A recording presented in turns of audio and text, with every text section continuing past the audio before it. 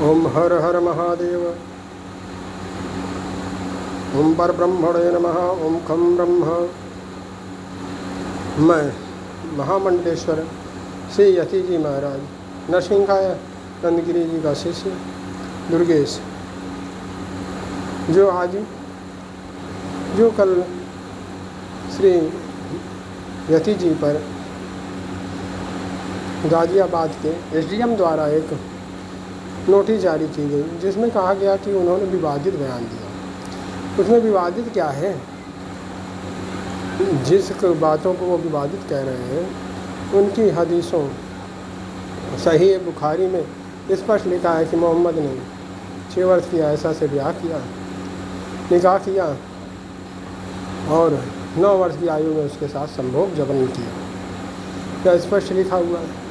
और कुरान जो यति जी हमारे गुरुजी बोलते हैं, वो कुरान में साफ स्पष्ट लिखा हुआ है। अल इमरान, अल बकर, सूरे बकरा में अगर पढ़ें तो स्पष्ट लिखा हुआ है कि गैर मुस्लिमों के साथ जिहाद करो, अर्थात उनसे युद्ध करो और उनकी गर्दनें काटो और उनकी स्त्रियों को लूटो, अर्थात वो मालिक गनीमत हैं, उनको लूटा जाए। तो यह सब कहने वाली क्या ऐसी पुस्तक कुरान कोई धार्मिक ग्रंथ हो सकता है? या तो मात्र आतंकवादी ग्रंथ है या आतंक फैलाने वाली किताब है। इसमें यति जी ने जो कहा वह सत्य ही तो हमारे गुरु जी ने कहा है और मैं पूर्णतया नुपुर शर्मा का समर्थन करता हूँ और गुरु जी के चरणों में कोटि कोटि प्रणाम। ओम। और जिन हमारे प्रशासनिक अधिकारी गाजियाबाद के प्रशासनिक एसडीएम ने यति बाबा जी के विरुद्ध यह नोटिस जारी किया, उन्हें तस्लीम रहमानी को भी नोटिस जारी करना चाहिए था।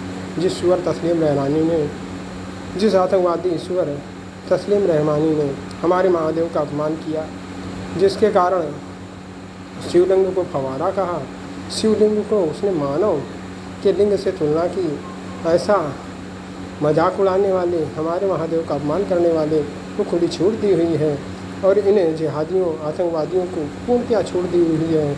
इस शासन में उन पर भी कड़ाई से कार्रवाई पहले करो।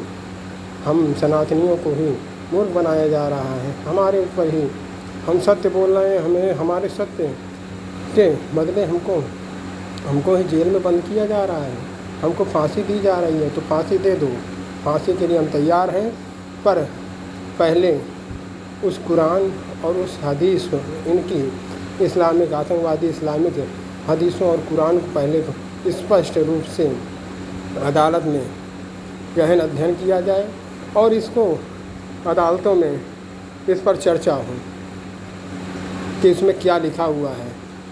देखें कि इसमें गैर मुस्लिम को काफिर कहा गया है। काफिर का अर्थ ये मौलाना क्या बतलाते हैं, इनकी ही किताबों में लिखा हुआ है, काफिर का अर्थ है हरामजादा, सुअर।